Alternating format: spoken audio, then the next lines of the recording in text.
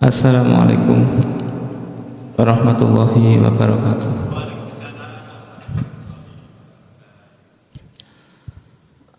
Alhamdulillah alladzi qad afaqa lil ilmi khairu khalqi wa lituqa. Asyhadu an la ilaha illallah wahdahu la syarikalah wa asyhadu anna Muhammadan abduhu wa rasuluh. Allahumma shalli ala nabiyyina Muhammadin wa ala alihi wa sahbihi ajma'in. Amma ba'd.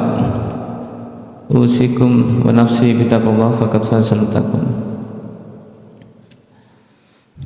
Alhamdulillah para jamaah, kita bisa bertemu kembali dalam kajian Ahad pagi.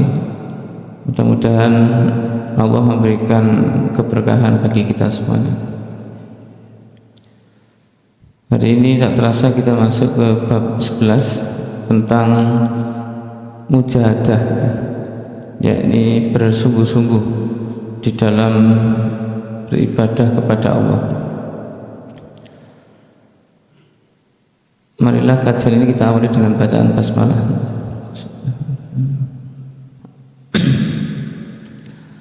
A'udzu billahi minasyaitonir rajim. Qala Allah Ta'ala, Allah berfirman, walladzina jahadu fina lanahdiyannahum subulana wa innallaha lama'al muhsinin. Di dalam surat Al-Ankabut, Allah menjelaskan kepada kita tentang sebuah kesungguhan.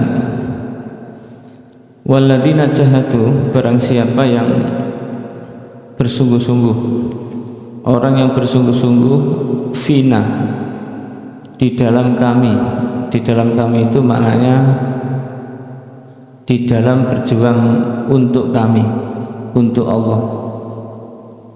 Kalau orang berjuang untuk Allah, lanahdiyannahum subulana, maka pasti akan kami berikan hidayah jalan tersebut. Kalau di dalam ayat ini para jamaah ada satu kalimat yang diawali dengan lam takkid, diakhiri dengan nun taukid. Maknanya apa?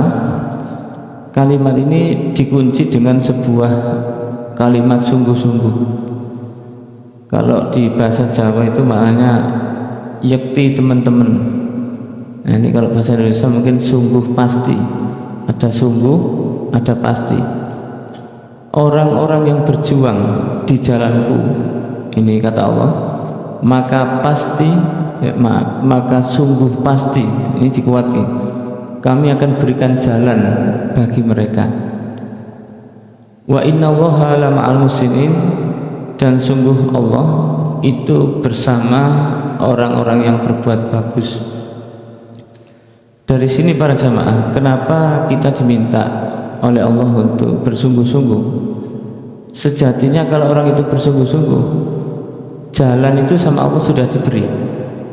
Jadi kita tidak perlu cari jalan lain. Mungkin ada mengatakan tafsir jalan lain itu ya. Itu akan menjadikan semakin jauh dari Allah. Kita ini dikatakan sungguh-sungguh itu dalam hal apa? Dalam hal kita beribadah kepada Allah. Maka supaya kita ini semua hasilnya ibadah, maka niatkanlah apa yang kita lakukan ini bernilai ibadah. Ini bedanya di situ. Lah nilai ibadah itu paling enak kita ikuti aturan-aturannya, semua cara-caranya pakai caranya syariat, yaitu caranya Allah. Sehingga langkah kita ini sama Allah dituntun, diarahkan, tidak sampai kita ini terpeleset. Banyak cara yang membuat kita ini terpeleset. Kadang-kadang manusia itu ngomongnya kan begini, sebagai manusia itu kita harus usaha semaksimal mungkin. Itu betul. Tapi kalau usahanya itu di luar kemampuan manusia, itu yang tidak betul. Saya ulangi, kita ini memang harus berusaha semaksimal mungkin, itu betul. Tapi kalau usaha kita ini di luar kemampuan manusia, itu tidak betul. Nah, contoh, Ada orang itu berobat karena sakit, berobat apapun dilakukan. Ketika memang sudah tidak mampu, maka tujuan kita ini kepada Allah. Tapi namanya manusia iku lho, neng kono wong pinter. Wong pinter itu bisa menyembuhkan. Lah orang pintar jalannya macam-macam. Pak, kalau pengen sembuh, Bapak harus mandi telanjang di tengah sumur itu. Nah, ketika ini begitu dilihat banyak orang, ini kan tidak benar. Maka yang tidak benar ini jangan dituruti. Ini menjadikan kita ini salah jalan. Maka Allah akan kasihkan jalan berikutnya. Ini memang ada sebuah cerita, Pak. Ada sebuah cerita yang memang ada orang itu sakit. Kira-kira dokter sudah angkat tangannya. Jadi kalimatnya dokter itu bagus. Bapak Ibu, ini orang tuanya yang baik dirawat di rumah supaya lebih baik lagi. Menurut akal kita, Pak, kira-kira dirawat di rumah dengan rumah sakit baik mana? Jelas rumah sakit. Ya, tapi kalau dokter sudah ngomong begitu, ini bahasa halusnya angkat tangan, tidak mampu ini. Karena tidak mampu, maka pihak keluarga berunding untuk dibawa pulang karena sudah bahasanya tidak mampu. Tapi ada satu saudara yang mengatakan tidak terima dengan kalimat begitu. Mintalah keterangan yang tepat kepada seorang dokter. Dok, maksudnya apa ini? Ya, lebih baik di rumah. Loh, alatnya itu bagus di sini, kok di rumah itu bagaimana? Akhirnya di kalimat yang jelas disampaikan, ini sudah tidak mampu. Paling tidak usianya orang tua ini ya kurang lebih 2 pekan, 2 minggu, 2 pekan. Akhirnya pihak keluarga karena sudah angkat tangan pulang, dibawa ke rumah. Setelah dibawa ke rumah, sebelum mampir ke rumah, mampir ke Pak Kiai, minta doanya. Ini orang tua saya sakit. Mana orang tuanya? Itu di depan. Nah, coba suruh sini. Dicoba masuk, sama Pak Kiai diingatkan, Pak, Bapak jangan lupa sholat, jangan lupa begini-begini, pokoknya dikasih. Kemudian dikasih air minum, dikasih botol isi air minum, nanti di rumah diminum sambil nangis berdoa kepada Allah. Sholat malam ya, silahkan berdoa. Nah, kalau sembuh itu semuanya dari Allah. Ringkas cerita, diminum air botol habis, berlaku dia tetap sholat malam terus, kemudian sambil ngaji-ngaji begitu. Ringkas cerita, tidak ada penyakitnya setelah itu. 2 pekan ditunggu lewat, batinnya anaknya kok tidak mati-mati. Kemudian lanjut lagi sebulan, 2 bulan, anaknya ini kepikiran, 2 bulan kok tidak ya. Dibawalah ke rumah sakit, dicek up semua. Kanker yang ganas itu dilihat bolak-balik tidak ketemu. Dokternya, kok tidak ketemu ya. Intinya sembuh, kita pun juga tidak tahu ya Pak. Itu sudah angkat tangan. Akhirnya gempar. Oh, Pak Kiai ini luar biasa, sakti dan. Nah, Pak Kiai tadi sudah ngomong kalau sembuh dari Allah. Sudah ngomong begitu Pak Kiai. Karena berita ini gempar gara-gara air minum dari Pak Kiai, Akhirnya penduduk desa itu tidak ke rumah sakit tapi ke Pak Kiai, datang ke Pak Kiai semua. Sampai pada waktu itu ada orang sakit gigi ke Pak Kiai. Pak Kiai marah waktu itu. Kamu itu kok bodoh, kok nemen. Saya ini bukan dokter. Balik ke rumah sakit. Nah itu Pak Kiai kok ada yang sembuh. Yang sembuh itu ketepaan sembuh. Nah maknanya apa para jamaah? Lanah diana, ini maknanya adalah Allah tunjukkan. Dan yang seperti ini tidak banyak. Tidak banyak. Ternyata memang ada amalan-amalan yang dia lakukan itu spesial, sehingga Allah berikan jalan yang baik itu. Karena anak semua sudah menerima, sudah dibawa pulang, ya kok mampir ke Pak Kiai dan sembuh.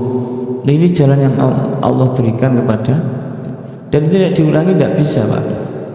Diulangi lagi tidak bisa, karena jalan ini yang khusus.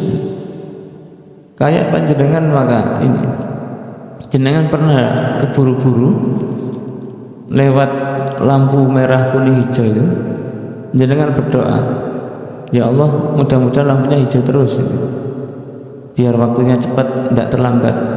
Pernah kejadian tidak? Nah itu pernah kejadian. Lain jenengan ulangi lagi, tidak bisa. Maksudnya apa? Ini ada sifat khusus yang Allah berikan ketika jenengan dalam keadaan terjepit begitu. Nah jalan yang Allah berikan ini karena kita ini bersungguh-sungguh kepada Allah. Nah itu ada perlakuan khusus yang Allah berikan kepada kita. Nah ini jalannya dari Allah semua. Nah ditutup dengan ayat Allah itu bersama orang-orang yang bagus. Nah ada orang yang bersungguh-sungguh, itu maknanya orang ini bagus kepada Allah, maka pasti jalan itu akan sampai kepada orang itu. Ini di ayat surat Al-Ankabut. Yang kedua, Allah juga berfirman di dalam surat Al-Hajar, wa'bud rabbaka hatta ya'tiyakal yakin. Wa'bud rabbaka, beribadalah kepada Tuhanmu, hatta ya'tiyakal yakin, sampai keyakinan itu datang kepadamu. Keyakinan itu datang kepadamu. Keyakinan ini para jamaah maknanya adalah kematian. Loh kenapa kok bisa kematian? Orang itu hidup itu kadang tidak yakin kepada Allah, tidak yakin besok ada siksa kubur, tidak yakin besok ada yaumul hisab, tidak yakin besok akan ada surga neraka. Kenapa tidak yakin? Karena masih di dunia. Di dunia itu kan masih berangan-angan. Nah sekarang begini Pak, jenengan saya ini lebih mantep mana? Jenengan ibadah dikasih duit atau dikasih pahala langsung, ini tak kasih rumah. Dengan jenengan sekarang ini kan ibadah, sholat subuh, ngaji, pahalanya tidak kelihatan, tidak ketok pahalanya. Orang itu kan masih belum mantep kadang kan. Beda kalau ya Allah saya minta mobil ya, langsung dikasih mobil, mesti ada kemantapan. Ada mobil, buktinya kelihatan konkret jelas. Tapi kalau seperti ini kadang-kadang manusia itu masih mikir, barang siapa yang mensolatkan jenazah maka akan diberikan satu gunung Uhud pahala. Pertanyaannya, jenengan pernah lihat pahala sak gunung Uhud enggak? Agak susah Pak. Makanya kadang manusia itu masih belum mantep dengan Islam, itu belum mantep karena tidak kelihatan gitu. Kok diketok mesti akan mantep ya. Termasuk kadang-kadang pada waktu itu sahabat tanya kepada Nabi, ya Rasulullah, kalau saya berperang di jalanmu, kalau saya mati nanti posisi saya di mana? Di surga. Nah karena kemantapan yang Nabi sampaikan, dia berangkat sehingga mantep mendapatkan surga itu. Nah kalau kita ini tidak mantep, maka tidak akan bisa. Maka di sini dikatakan hatta ya'tiyakal yakin, itu sampai manusia itu yakin, sampai manusia itu mati. Maksudnya apa? Baru lek mati besok ngerti. Kadang-kadang dulu ada yang begini, Islam itu kok tidak tidak rasional. Tidak rasional karena apa ya? Ya belum tampak itu saja. Apakah memang ada siksa kubur? Nyatanya di kuburan kok meneng-menengan. Ya tidak percaya direkam gitu aja. Ada orang meninggal dikasih rekaman gitu. Nah seperti apa itu? Nah maka keyakinan manusia itu sampai dia itu mati baru yakin Allah memberikan pahala itu semua pada dirinya.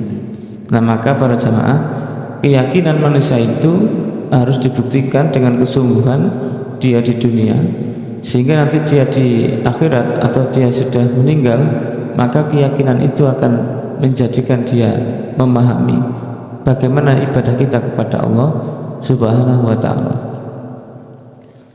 Yang ketiga, Allah juga berfirman, wa qala ta'ala wadhkur isma rabbika, dan sebutlah nama Tuhanmu,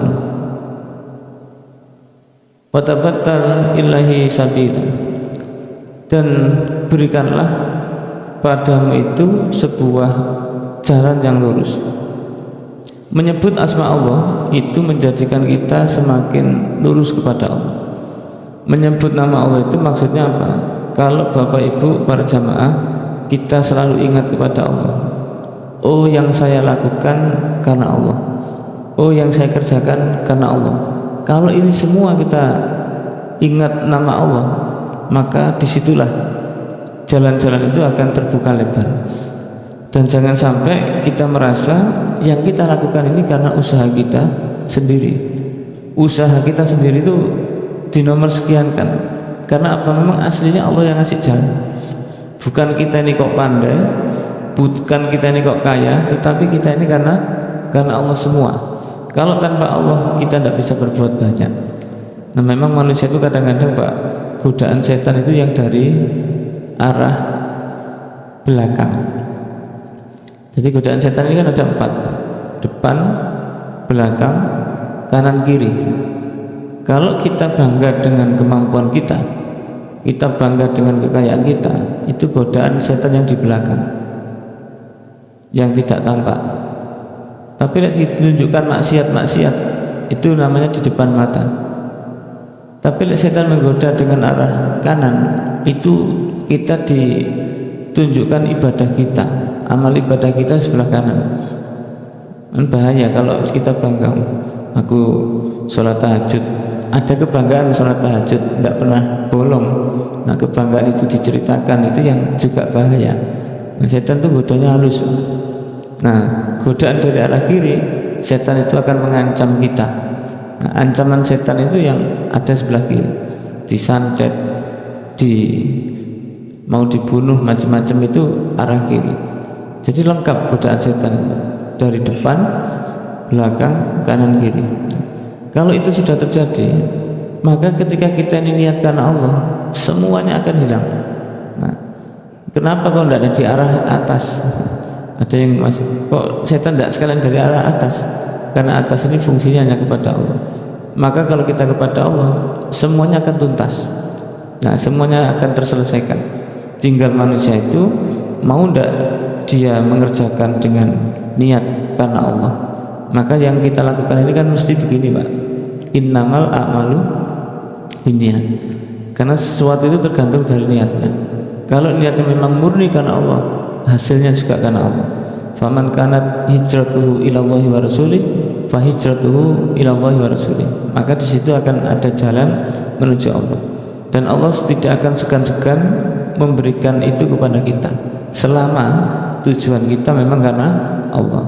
Kalau tujuan kita karena sesuatu, maka hasilnya pun juga tujuannya ke sana, tapi bukan karena Allah. Ini yang menjadi catatan bagi kita semuanya. Kemudian di dalam surat Al-Zalzalah Allah juga menjelaskan kepada kita, "Faman ya'mal misqala dzarratin khairan yarah." Barang siapa yang beramal sekecil semut budak tentang kebaikan, maka pasti Allah akan melihat, pasti Allah akan memberikan balasan itu pasti. Nah, kenapa dikatakan pasti? Karena di sini sebagai jawab daripada man syarat. Man itu isim syarat. Di dalam isim syarat itu ada jawabnya syarat. Ya rohu itu adalah jawabnya dari man. Sehingga kalau sudah kita lakukan, orang itu mau beramal baik sekecil apapun, maksudnya begini, sekecil apapun yang tidak tampak oleh siapapun, pasti Allah akan membalas. Makanya manusia itu Pak, tidak perlu, maaf, sekarang ini kan zamannya golek muka ya. Apa golek muka ya? Ya mencari inilah, pengen tampil, pengen ini, pengen dipuji orang. Itu sekarang yang ngurangi amal kita itu di situ. Jadi seolah-olah amal kita ini pengen, oh iya, oh begini. Tapi kalau kita ini tidak tampak itulah Allah akan mengangkat derajat kita. Ya. Di dalam kitab Alfiyah itu dijelaskan wa yarfa'ul fa'ila fi'lun utmiro. Allah akan mengangkat pelaku yang pekerjaannya itu disimpan. Fi'lun utmiro, pekerjaan yang disimpan. Jadi orang yang melakukan pekerjaan yang tidak ditampak-tampakkan justru itu akan diangkat oleh Allah. Nah, tapi sekarang ini kadang beda. Dia tidak tampak, tidak mau, kadang-kadang begitu. Dan ini yang harus kita pahami supaya manusia itu tidak salah arah. Kadang-kadang kita berbuat amal, tetapi dengan amal yang ditampakkan malah tidak dapat amal itu. Itu yang harus kita pahami sehingga manusia itu selamat. Satu lagi di dalam Al-Quran Allah juga menjelaskan wa ma tunfiqu min khairin fa innallaha bihi alim. Barang siapa yang memberikan infak atau menginfakkan sebuah kebaikan, maka sesungguhnya Allah itu melihat. Fa innallaha bihi alim, maka sesungguhnya Allah betul-betul melihat pada orang itu. Jadi tidak usah bingung, tidak usah kita mencari kambing hitam, tetapi kalau kita ini sudah berlaku, berbuat, maka pasti Allah akan memberikan jawaban itu. Memang kadang-kadang manusia itu kena fitnah. Kena fitnahnya apa? Kalau kita tidak berbuat, itu ada kalanya dianggap tidak berbuat, tidak tampak maksudnya. Kalau tidak tampak dianggap tidak berbuat. Ini ada seorang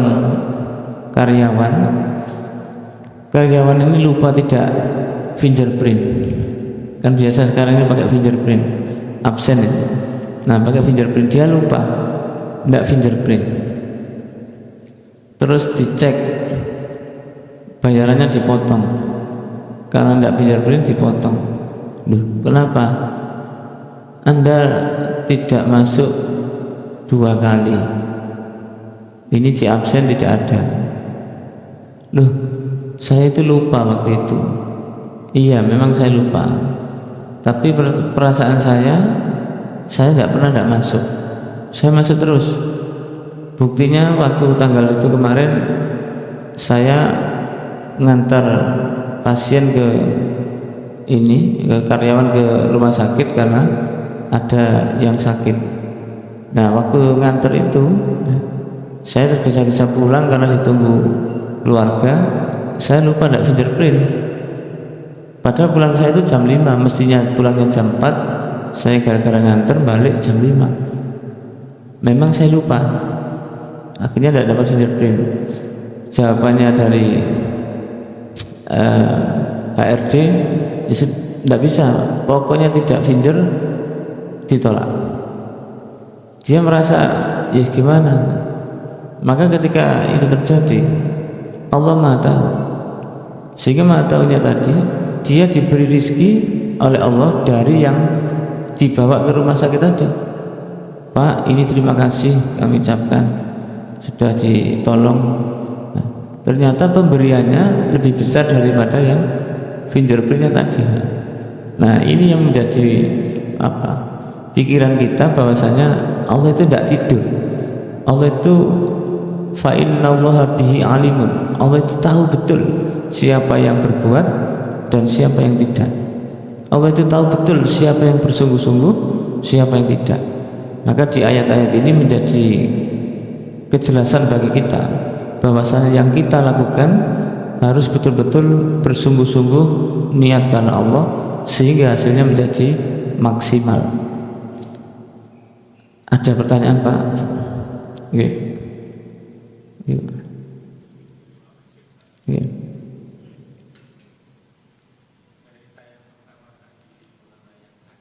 Oke.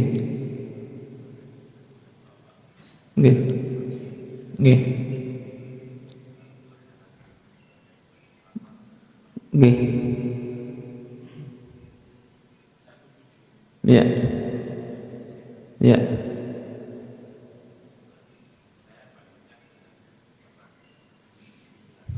Ya.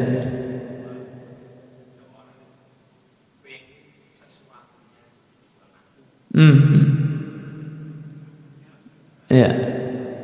Oke. Ya. Ya.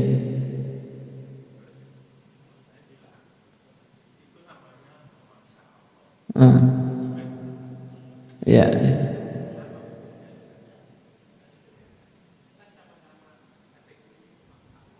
Oke. Ya.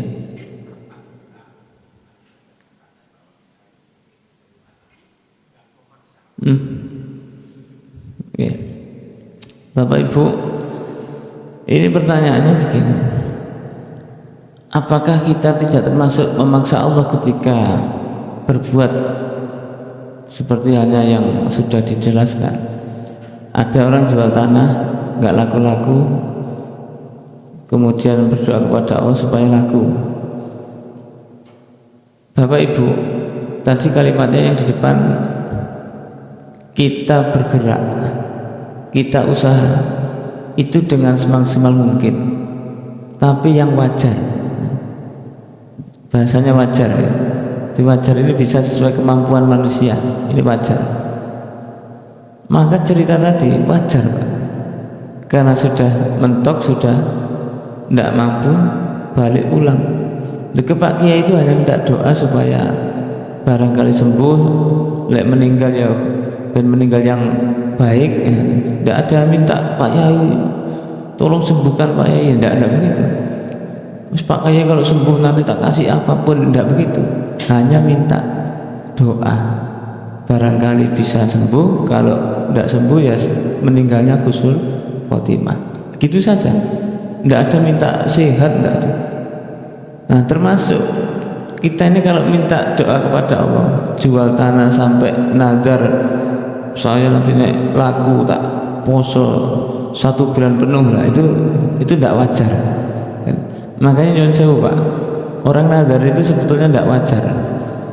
Loh, kok bisa begitu? Karena nazar itu memaksa. Ini berbeda. Nah, kalau orang tadi mengalir saja, lek sembuh ya alhamdulillah, tidak apa-apa. Memang sudah begitu. Nah, tapi kalau ada orang nazar, iki engko aku sukses, poso saulan muput. Nah, kalimat poso saulan muput itu kan tidak disyariatkan, tidak ada kecuali Ramadan. Nah, berarti dia itu tidak sesuai, tidak normal. Maka manusia itu kalau usahanya normal itu beres, niatnya karena Allah. Tapi kalau tidak normal itu yang tidak boleh. Jelas Pak? Nggih. Nggih Pak.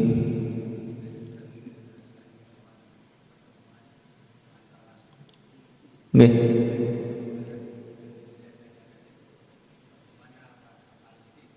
Palestina. Nggih.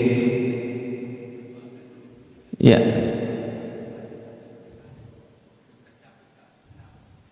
Sampun.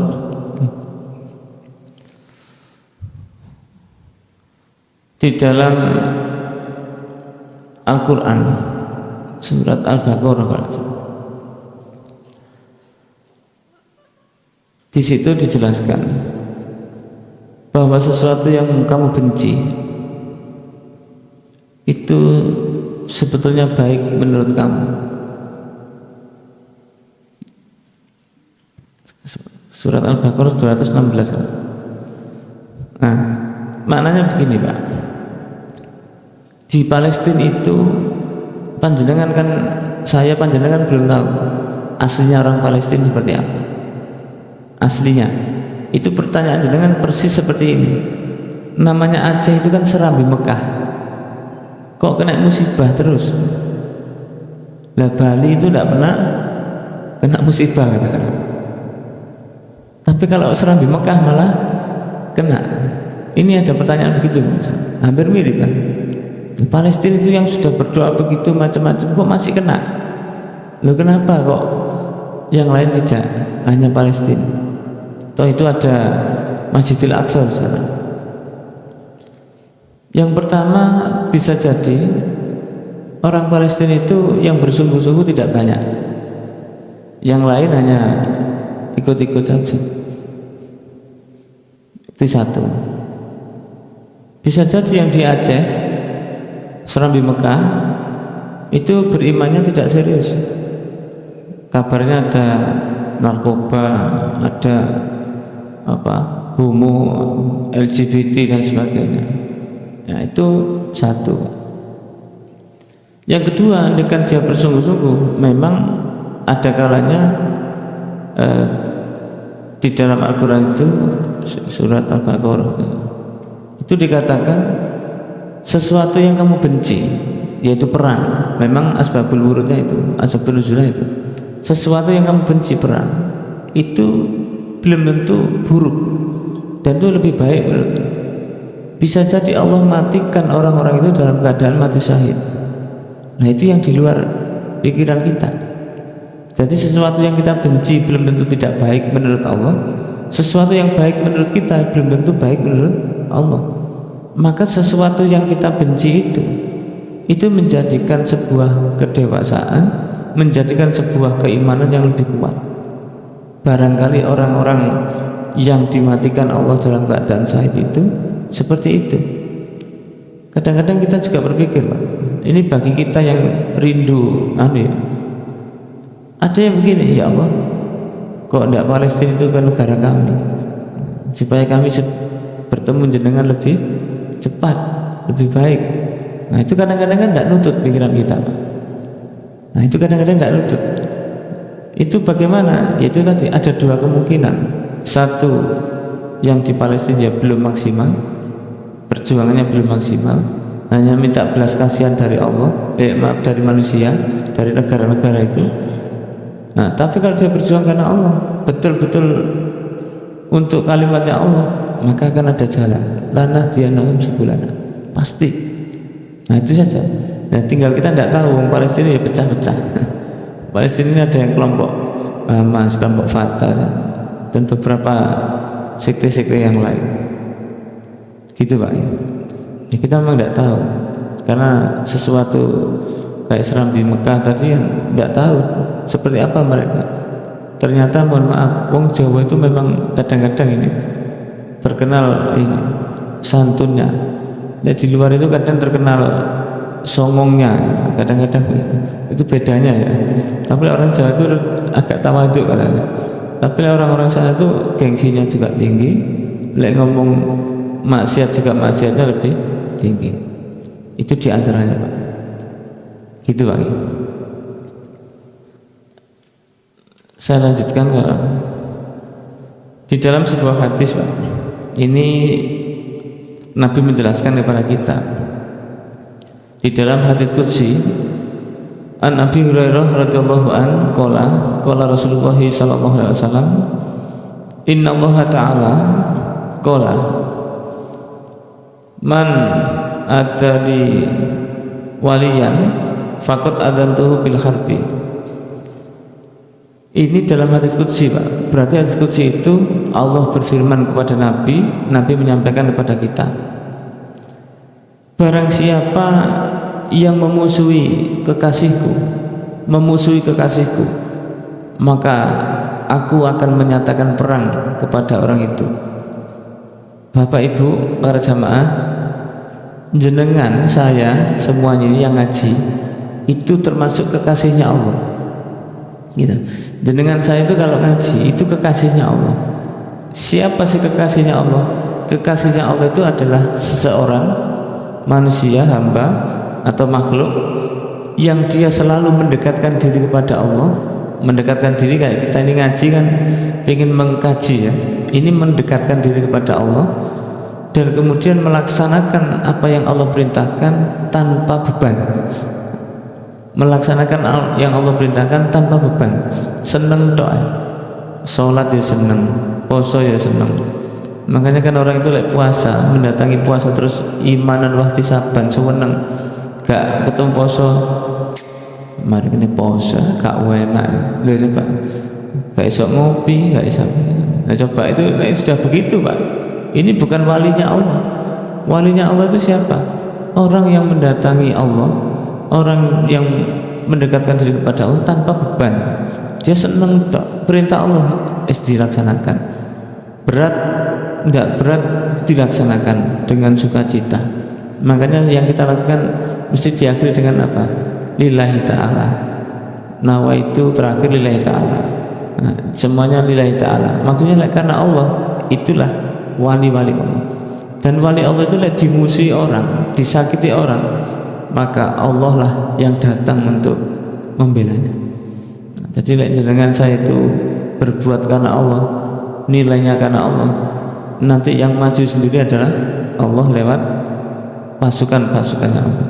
Nah, itu yang sering kita hadapi di saat-saat kita juga memerlukan bantuan.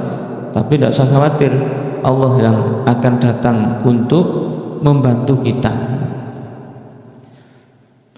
Wa ma taqarraba ila abdi bi syai'in ahabbu ilayya mimma iftaradtu alaihi. Hambaku tidak akan mendekat kepadaku dengan sesuatu itu yang mana aku akan menyintai kepada hambaku itu dengan fardu yang akan dikerjakannya. Nah, berarti kalau fardu yang dikerjakannya ini Pak, jenengan saya itu kalau sudah mengerjakan subuh, duhur, asar, maghrib, isya, dikerjakan itu juga Allah senang. Tetapi Allah juga lebih senang wama, ini tandanya habis ya. Dan sesuatu itu yang lebih dicintai Allah lagi itu adalah apa? Perkara yang sunnah.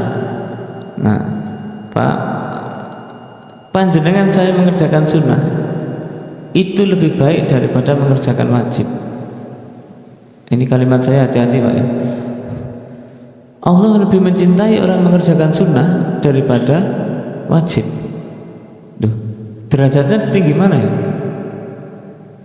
Tinggi wajib. Nah, kalau lebih senang yang sunnah.